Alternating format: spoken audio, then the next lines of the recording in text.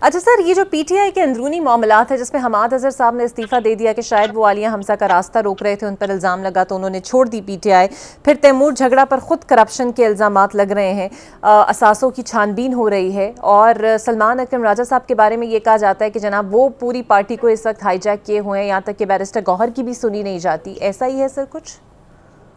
دیکھیے، میرے لیے مناسب نہیں ہے کہ میں انڈیویجولز کے بارے میں بات کروں. جہاں تک پالیسی کا میٹر ہے، پارٹی کی پالیسی کا میٹر ہے، انٹرنل معاملات کا ہے جو کہ آپ نے ریز کیا ہے، اتنی بڑی پولیٹیکل پارٹی میں اختلافات ہونا کوئی غیر معمولی بات نہیں ہے، یہ ہوتے رہتے ہیں. مناسب طریقہ یہ ہوتا ہے کہ ان اختلافات کو ہم پارٹی کے پلیٹ فارمز کے اوپر ڈسکس کر کے ان کا کوئی حل تلاش کریں.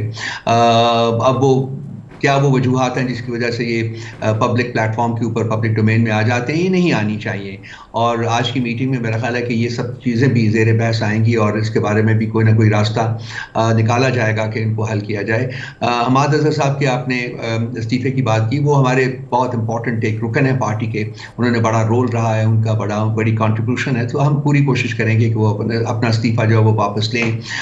جہاں تک جھاگرا صاحب کا معاملہ، تو وہ ان کی ایک شو کاز ہے، ان کے پاس آیا ہوا ہے، ایک لیٹر آیا ہوا ہے. آئی ایم شیور کہ وہ بہت اچھی طرح اس لیٹر کا جواب دیں گے، فیکٹ بیسڈ جواب دیں گے، اور یہ معاملہ بھی اپنی حل ہو جائے گا. جہاں تک لیٹر کے ایشو کرنے کا سوال ہے، تو ایک انٹرنل اکاؤنٹیبلٹی میکنزم ہے جو کہ ہم نے انٹروڈیوس کیا ہے، جو کہ ایک بڑا خوش آئند ایک فیصلہ ہے. اور یہ جو پرفارمنس ہے گورنمنٹ کی، اس کو امپروو کرنے میں اور اس میں کرپشن وغیرہ کو ایلیمنیٹ کرنے میں ایک بہت امپورٹنٹ رول جو ہے وہ ادا کرے گا.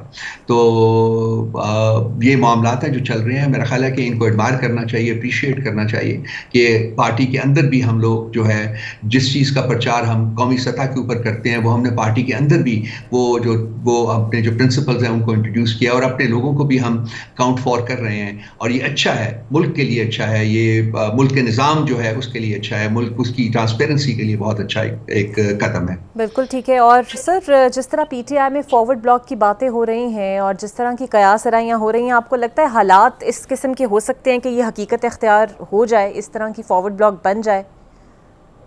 دیکھیے، جس دن سے پاک پی ٹی آئی کی حکومت کو ڈسلوج کیا گیا ہے غیر آئینی اور غیر قانونی طریقے سے، اس دن سے یہ فارورڈ بلاک کی باتیں ہو رہی ہیں. دیکھیے، جن 28 لوگوں نے پارٹی کو چھوڑا تھا، خان صاحب کی کمر میں انہوں نے چھرا گھونپا تھا، اور ان کو دیکھیے کہ وہ ان کا الیکشن میں کس بری طرح سے وہ الیکشن ہارے ہیں، کس بری طرح سے عوام نے ان کو ریجیکٹ کیا ہے.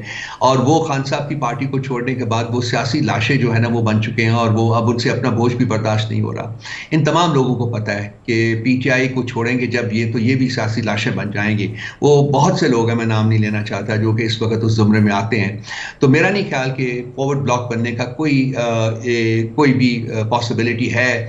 3 سال سے ہم سن ہی رہے ہیں، لیکن اس کے اوپر کوئی آگے کی طرف کوئی جنبش نہیں ہوئی، نہ ہی مجھے امید ہے کہ وہ جنبش ہوگی. لیکن اگر کوئی بنانا چاہتا ہے، اگر کوئی اپنی قبر کھودنا چاہتا ہے، تو 100 بسم اللہ ضرور کھودے جی. جیسے یہ 28 لوگ پھر رہے ہیں اپنی لاشیں اٹھا کے، وہ لوگ اس میں بھی 2 4 5 6 اور لوگ بھی شامل ہو جائیں گے. Does بالکل not صحیح. matter.